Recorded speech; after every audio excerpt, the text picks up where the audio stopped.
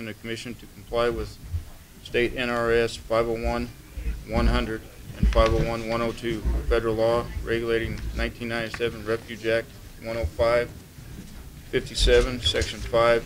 NDOW will manage native non-migratory wildlife on the Sheldon. Bob?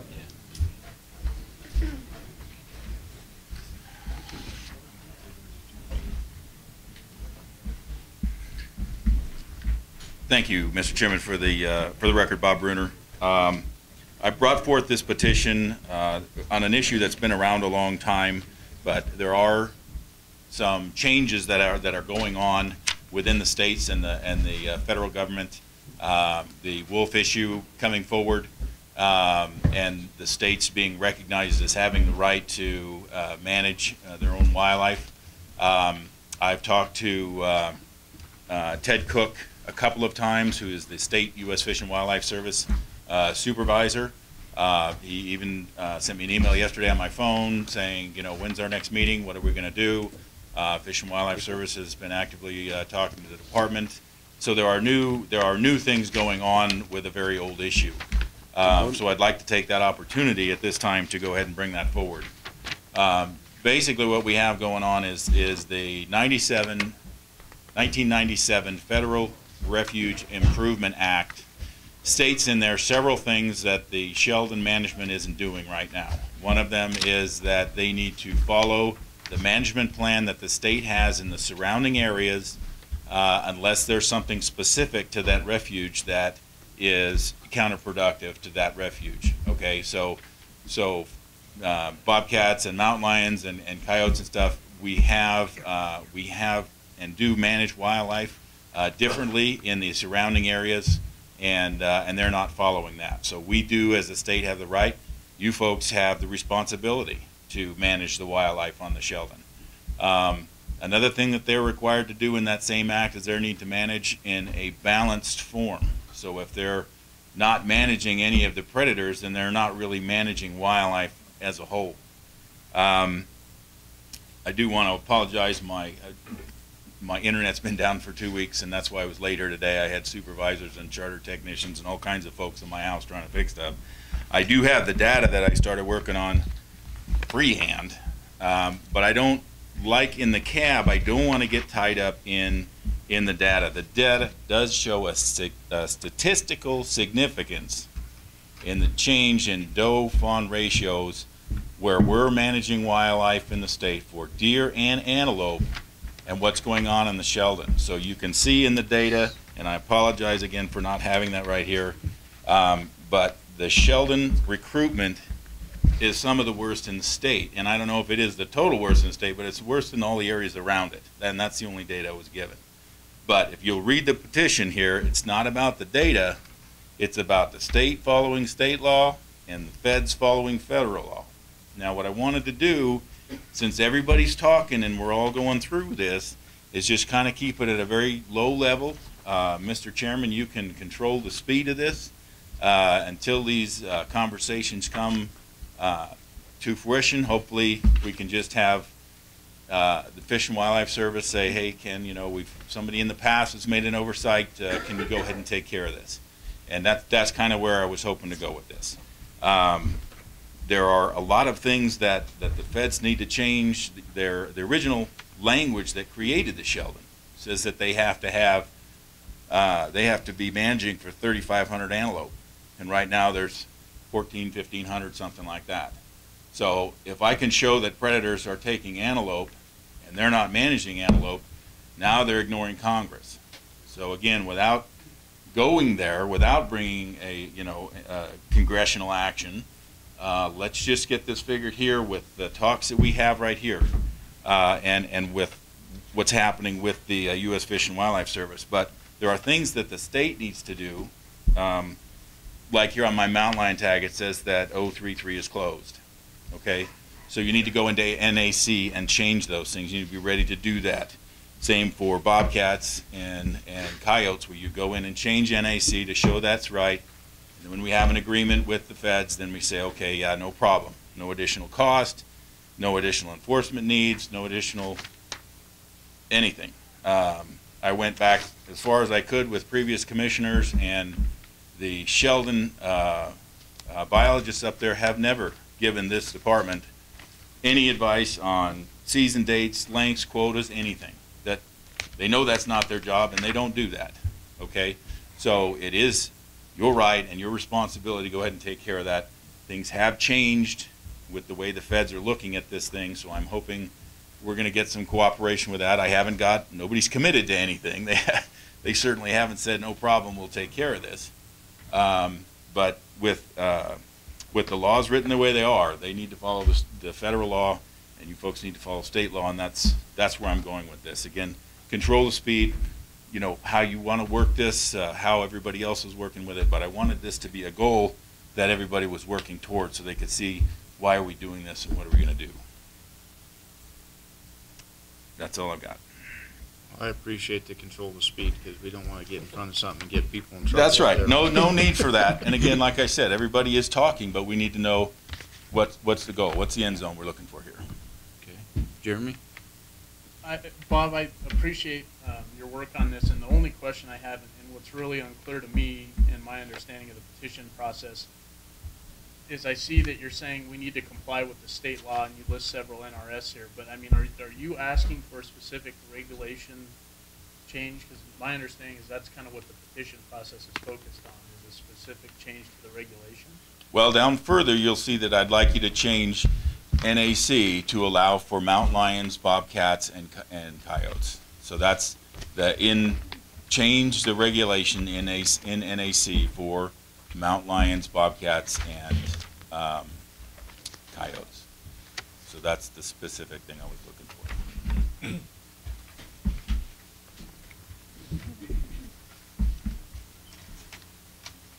Question?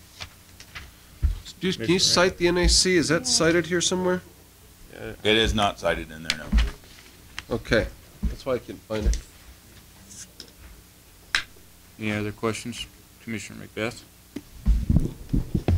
Yes. This issue is not confined solely to the Sheldon. The act that is cited is a act that's general to all national wildlife refuges that are basically overseen by the U.S. Fish and Wildlife Service. So I would like to see the petition amended to basically require that it be not just limited to the Sheldon, but that it be to look at all of our wildlife refuges. The one that comes to mind down in southern Nevada is the Desert National Wildlife Refuge, and the inability to deal with the lions on that refuge as well, which have that unit group was one of the premier desert bighorn sheep units in the state back in the early to mid 80s, and it is now been depressed. And while we don't know all the reasons, one of the ones that have been stated is because of the mountain lion population that's in that mountain range. So anyway, I would just like to see it. There's no reason why the very same principles of shouldn't apply to all wildlife refuges. And there may be others that I'm not aware of. Exactly. Yeah, it should apply to everything. When I put this out there after the fact, several things came up, including that request to get all refuges, because it's the same laws, the same federal laws, the same state laws. So there shouldn't be any problem or change with that. It is a different group of I guess the feds are split a little different ways, and we might have two different groups to work with instead of one, but again, it's the same laws and should be the same thing, and we shouldn't have any problems with that. Commissioner Drew? So my sense is we have to deal with what's before us today, and I don't know that we could amend the petition at this time. So without having NAC cited in here, because I'm all of a sudden very gun shy on procedural things, I have some questions as to if we accept this, are we really getting done what we need to get done?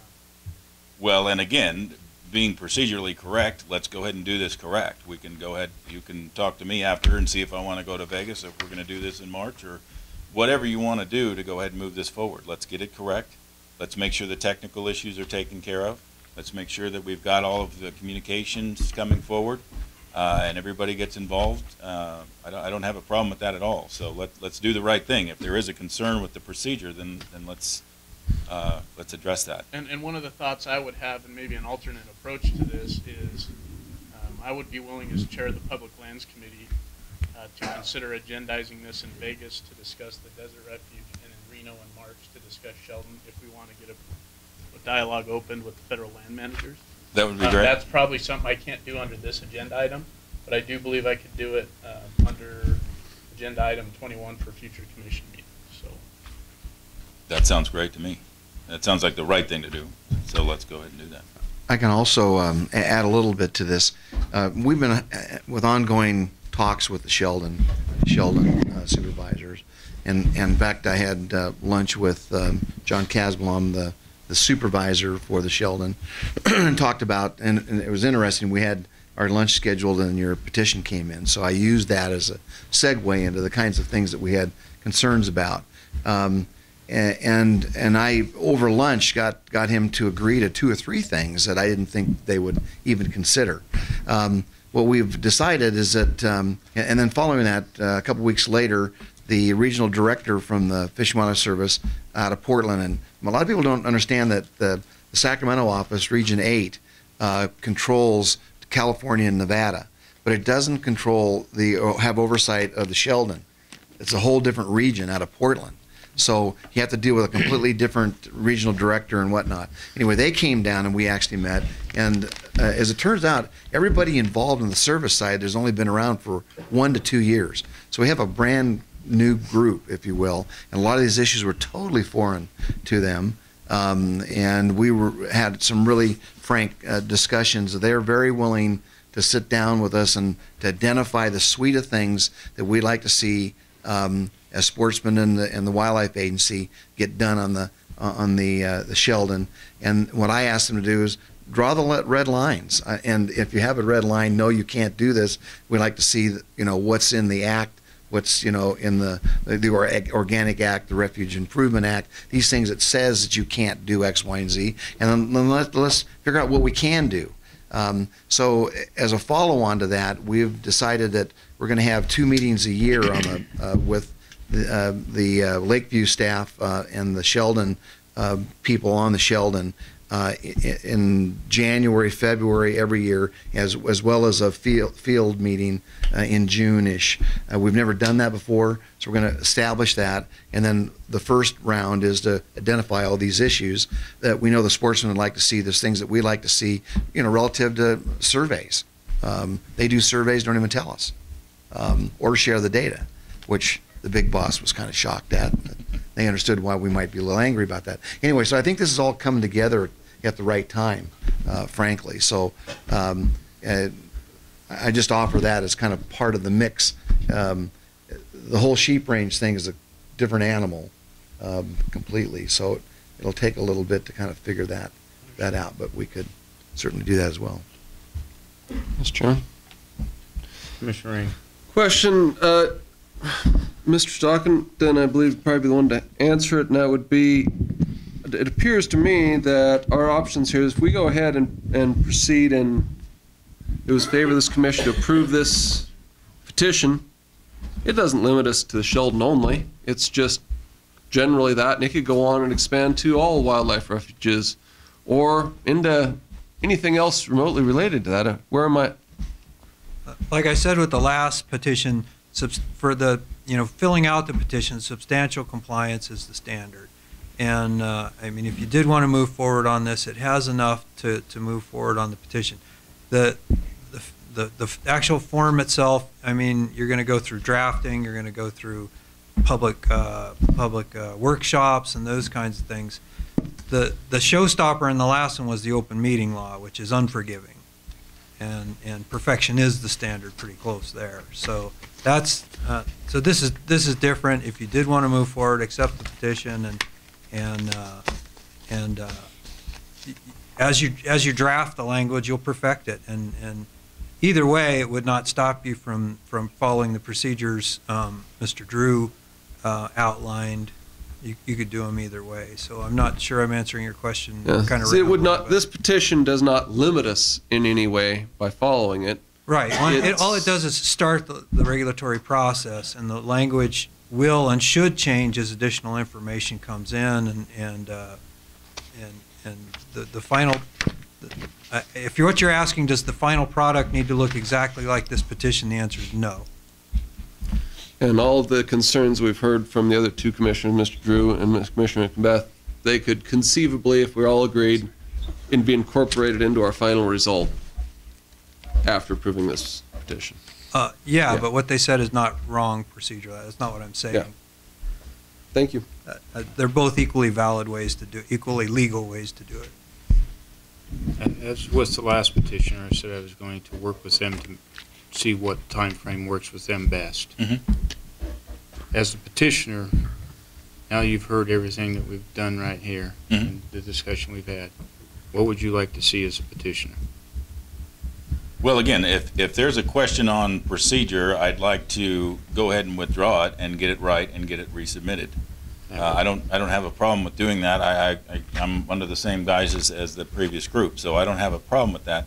And if that's the best way to go, then let's go forward that way. If we can go forward and change things as it goes, again, that's procedurally, I don't know. So, I mean, you need to help me out with that. If you see something, please go ahead and raise your hand, and I will pull it back and we'll redo it. We'll go ahead and get some new things in there, because like I said, new things have come up. We can get the other refuges in. It's the same law. We can go ahead and clean up Mr. Drew, Commissioner Drew's concerns and get it back in there. That's I don't have a problem with that at all. If you're agreeable to resubmitting it with a more complete petition, that would probably be the easiest on all of us. That's not a problem. If I can get some assistance on what your concerns are, because I still don't know all of what exactly you're worried about. But if you're working with me on that, then I have no problems working with you on that cleanup. No problem. I commit that I'm working with you on it. No problem. No problem. Then I will withdraw that and on Public? a few technical issues and move forward at a later time. Okay, so the petitioner's saying he's withdrawing the petition. At that point, the commission no longer. What's that? Public? We still got to do public comment, though, because it's an action item. That's why I'm asking. Okay. That's why I'm asking. Okay. Sorry. But the petitioner said he's withdrawing the petition at this point. We have no action to take. Does it require public comment at this time because the commission's not going to take any action? We really haven't deliberated. We've only talked about the procedural of the document, not the merits of the document. So where are we at here, Brian? Public comment, the safest thing to do? I should look this up, but I'm going to go ahead and say it. But if you're not going to, if it's been withdrawn, you're not going to take action. You don't need public comment. But as I said before, you're never wrong to take public comment. We're not wrong to take public comment, so we can. Okay, we'll open it up to public comment. I want to err on the side of caution right now. Not a problem. Okay, thank you. Public comment on this agenda item. Judy Karen. I'll be fine, just it's going to come back. Thank you. Okay, thank you. Any other public comment on agenda item number 18? Dr. Moldy? Mr. Chairman, Don Moldy, I won't make my comment. I have a question. I was curious about Mr. Brunner's request that you work with him on his petition and your apparent acceptance of that suggestion. And I'm curious, can petitioners come to the department or the commission and ask for assistance in preparing their petition? Because perhaps if I have future petitions, I would take advantage of that same offer. I'm not. What's the story on that? Somebody told me yesterday, if you don't ask, the answer is no. I just there's asked. no legal. I understand that. But there's not a legal requirement. I don't think you can force somebody to work with you. You can't force the department to drop its business and work on your petition. But if you ask somebody and they agree to help you, then there's no problem with that. Well, it strikes me as a good idea because then, the concerns Judy raised about the proper completion of the form and the open meeting law and all that, in a way, might have been avoided if there had been some interaction between the petitioner and the department. So it might be a cleaner way to go. That's what struck me when this came Well, up. as I understand it, this was the other one was a technical error with Yeah. a scanner that was supposed to do Yeah. both sides of the pages and only did one side. So, but yeah, I mean, I know the NDOW staff is very helpful. If people, you know what, what they do with their time though is up to the director. Okay. If he doesn't want them to drop everything and work on a petition, then that's his call. No, I understand. Thank you for that. I just had this. And clarification on what I'm willing to work with the petitioner on, and that's the same offer that I made. Yeah, I was just accepting the same. It's timing of the petition, when it's coming forward, what meeting we're going to do it at. I'll work with you that way on it. So just so there's no confusion, I'm not going to help you fill out the document. I'm just going to say, do you want to do this in Vegas, or is it easier for you to do it in Reno? Okay, thank you. Commissioner Rain. I don't see any problem at all with, if it was favor of this commission to go ahead with anything relevant to this process, why we would be putting it off to another meeting. I mean, the petitioner after the day of the petition has no more power than any other person. I mean, it's just simply, hey, I got this idea in general, and what it might morph into just about anything by the time we get done with this process. I don't see any reason why the commission could not, at this time, continue with this petition, accept it, and say, hey, we'll accept it, and we'll go ahead and throw it off to a committee, and the committee can talk about it, and then make suggestions to the commission. Can I raise a point of order? A, the petition's already been withdrawn by the petitioner, and B, we still have public comment. Okay, thank you. Tina Nappy, please.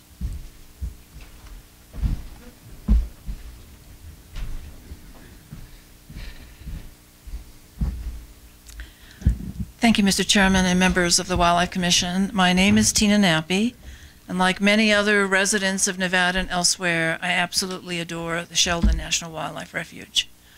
And one of the reasons that we have supported, and the Sierra Club certainly has supported it as a living museum and a living landscape that can be studied ideally with the minimum of human interference. We have certainly supported the work that the sportsmen have done, particularly on the big game animals and restoring bighorn sheep, helping with antelope, and the restoration of mule deer. But I don't support the avenue that you are proposing right now, which is to introduce onto the Sheldon all the same policies that you have on general public lands. That reduces the value of even looking at it as a living laboratory, which is important. There has been for many years, there was certainly no predator control in Heart Mountain, and the pronghorn did very, very well. The Sierra Club supported the removal of livestock in 1994. We're supporting the removal of horses in order to create a landscape that we can all enjoy and really study animals as they are in their natural habitat. And I do feel that, as others have expressed here today, that this body still does not represent the full functioning of the biodiversity of wildlife and really understand its interaction. So if you're going forward, and it sounds as if you've already agreed to do so, I would really ask that you do your own studies on predation and to justify any predator control projects that you have, because frankly, the ones you've had in the past don't show much validity in terms of looking at this issue in advance or even being able to understand the results when they come in. There has been a lot of discussion, certainly on wildlife refuges and concerns about policies like predator management or even hunting mountain lions that may not need to occur. And if you're going to go and kill predators in the hopes that you'll get more pronghorn antelope without understanding what the evidence is for pronghorn antelope, then you're really wasting your time. And I really support and will be requesting that the Fish and Wildlife Service involve a wider public when it comes to the policies that you're proposing. Thank you. Thank you. Brett Jefferson. Reserve comment for later. Joe Blakesley, I'm okay. We're not gonna do it. Mel Belding, Okay, also. Cal Bryant. That's all the cards I had. Mr. Went. Didn't I have a card in there? You have one. I think it just said various. So anyone else Thank will you. catch it. Jerry Lynn here. I go back further than the petitioner. When I was on the Orange County Board, the department came up with 300 antelope on the early season, 300 on the late season. And Mike Nunn, the refuge manager, was so incensed, he came down to our cab meeting and said if we approved it, he will shut the refuge off the hunting. And I said, well, how can you do that? We control the animals. He said, I control the access. And he said, I'll make it so you can't camp there and that. And he could make it impossible to really hunt. Because he said, you're not going to shoot 300 antelope or put 300 people on early and 300 on late. And so the feds have a way to stop the hunting, even though we control, or the state controls the animals in there. And he made a big point of that. And he also, and so we made a big point, and when I hear this deal on predators that was just up here, the speaker, Mike Nunn did a study, 3-part study on the Sheldon, and it's available, and I've got a copy of it. And it showed that the antelope are decreasing bow coup because of the coyotes and the predators on the Sheldon. So we convinced him to go up to Lakeview through Portland and see if he wanted to get set up a predator program up there. And I'll tell you, he got beat to blazes by the public up there in Portland. The public came out, the anti-predator people, and beat him, and he came back and says he can't instigate a predator on there because he had orders from the feds. So what I'm saying is, the feds were told no at these many public hearings in Portland. I don't know if anyone knows that or remembers that. But what I want to be careful of, I'm not saying we don't need it, but I want to be very careful with this commission that it will generate opposition, lead to closure of the Sheldon to all hunting, because they can do that. They can do it with the campgrounds, and I'm just afraid. So I think you got to get all of those people on board, and I don't know how. I mean, they already lost at Portland once, but once the Portland office gets notified what you're going to do there, there's going to be public hearings up in Portland, and it's going to raise holy hell. Believe me. And so I think you better make sure the feds are in your court before you start to make a regulation to do trapping and predator control in the Sheldon, because 30 seconds. I don't want to lose hunting in Sheldon for any reason at all, and I don't think anyone does. But be very careful, because that could be a possibility. Even though we control the animals there, they could shut the hunting down. Thank you, Dr. Wynn. Those are all the cards I had. Did anyone else want to comment on this?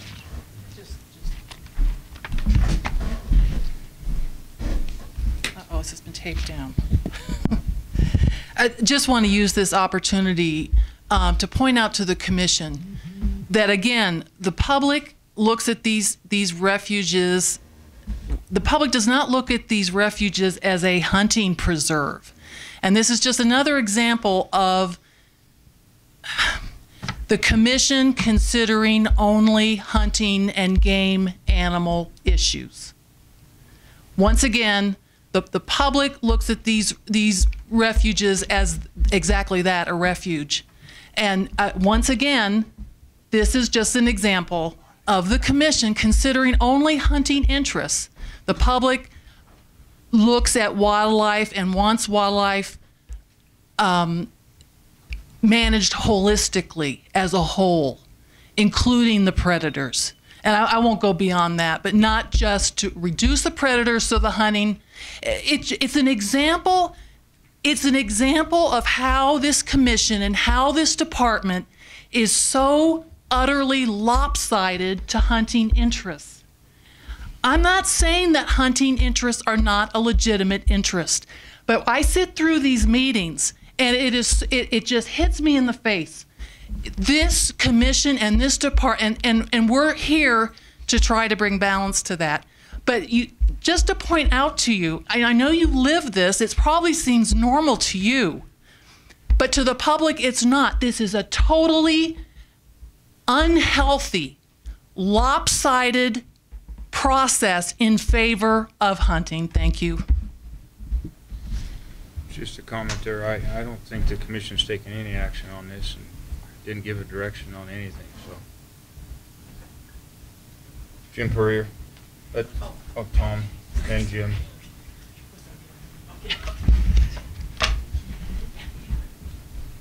I would like to speak just on the generally on the refuge system in the state of Nevada. For example, I believe they've stopped fishing arbitrarily on the Stillwater, and I don't understand the reason for that. The refuge managers, some of them take the refuge as their own little fiefdom and run it the way they want to do, with no real input from anybody in the state, well, certainly not from the Department of Wildlife. As far as, I guess I'm speaking for the general public too. I don't understand. I know that I'm not speaking for all the public, and I don't believe anybody comes up here and speaks for the whole public, even though they keep expressing that. But one thing I'd like to say, this refuge was created as an antelope. It was a Sheldon antelope refuge. It was that was the whole point, not the Sheldon coyote refuge or the Sheldon coyote feeding station. Right now, that doesn't have anywhere near the number of antelope that it can carry because of the predator problem. The whole idea of the antelope refuge was to have antelope up there. Again, not a feeding station for coyotes. Thank you very much. Jim? I take exception from Jim Purrier, for the record, for the one comment. I think you guys do a great job. That the whole system with the cabs and the commission, and the state commission lets us voice our opinion, and you guys assist us and the public to manage wildlife. You're not managing opals on the friggin' Sheldon and things like that. You are supposed to manage wildlife. And I think you do a fairly job holistically. And I have been on the Sheldon since the 60s. And there was a study in the early 80s when the antelope, if I remember the general dates, the antelope population was dropping immensely. They collared 100 antelope fawns, 4% survival rate. Over 92% were verified as predators. So if there's got to be a balance, obviously. You don't want to take all the predators off. I even used to think the wild horse Antioch numbers were reasonable until our environment went away. And even those are too high in my opinion. We don't want to get rid of them all. But I think there's a few too many predators up there if it's an antelope refuge. They want to say it's a Sheldon/predator refuge. That's something else. But it was established over around 100 years ago to protect antelope. The antelope numbers were down at what? 24,000 in the U.S. at the turn of the century. And that was the reason that is to protect antelope. So, I think maybe a compromise might be to have tags for coyotes, a quota or something like that. But I've been up there and I've seen where they run the antelope in the snow and the coyotes are heading them off in the snow, and they, as soon as they go under the fence, they're dead before you can even blink an eye. So there's a balance there. I don't want to take away the balance that's healthy for everybody, but to not control predators but control antelope numbers, doesn't make a lot of sense to me. Thank you. Anybody else? Can I speak as a member of the public or no? Yes, Bob. Come on up. Okay, thank you. Bob Brunner, for the record. Again, like I said, that's why I didn't really want to get tangled up in the numbers. We can do that. Doe and fawn ratios are around 30 on the Sheldon, and they're around mid-40s around on the other areas, so the recruitment is the least. But I'm not doing this to get numbers up or hunt more animals or anything. Okay, the feds are in violation of federal law. We just need to correct that. Okay, I don't need to go sue the Fish and Wildlife Service, but that's an option. We can get Congress involved if we need. There's no need for that. We're talking about folks that want to talk to us right now.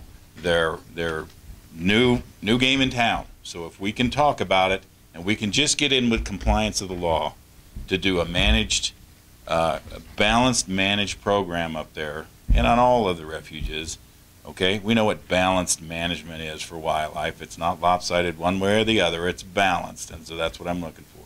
Not a eradication program or anything like that. Let's do a balanced thing. They're required to do that by law. We're required to do that by law, so let's just get in compliance with the law is what I'm looking for, not more animals or eliminating anything else like that. Let's get in compliance with the law. That's what I'm focused on. Thank you. Anybody else? Joe.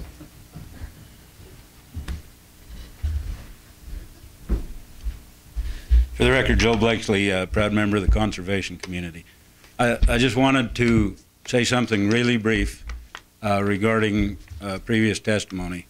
I was involved in all that stuff with Mike Nunn back when the antelope were on the precipice on the Heart. And he made the comment that he didn't have an antelope on that refuge that was less than 8 years old. He also made another comment. He said, we've done fecal studies, we've done tissue samples, we've done everything else on these antelope. He says, we haven't left a rock unturned. And so far under every rock we've found a coyote. But that's just anecdotal stuff. The other thing is, as far as that Portland thing, I don't think that was the general public that came out in huge numbers. That was the guys from Washington, D.C. telling Mike, to put a cork in it. So that's just some historical stuff on it. I think what we need to do here is just create an open season for small game. You can't hunt cottontail rabbits up there, fur bears, and big game animals, and upland game birds. And that's what we're probably going to be talking about. But I just wanted to give you some history so you didn't think that the general public was the ones that got incensed here. It was the Hanyaks in Washington, and there is a new game in town. We've been talking to them. So, thank you. Thank you. Any other public comment? Seeing none? Any commissioner comment? Commissioner Raines? All right, back to where I was before. Is basically, I don't see any reason why we needed to talk the petitioner out of into withdrawing this, because it's plenty sufficient as it is to accommodate any and all wishes that have been expressed by any of the commissioners. As long as they are somewhat reasonable, give a direction. That's all they need, is a general direction. Beyond that, the only reason to talk him out of it and try to rewrite this thing is to waste another meeting and talking about it again and again. We're already talking about it enough. So there's plenty here for us to vote on if so we don't need to talk him out of do their petition again. Okay. Thanks. Any other commissioners have anything to say? Seeing none, we're going to move on to agenda item number 19, license appeal hearing.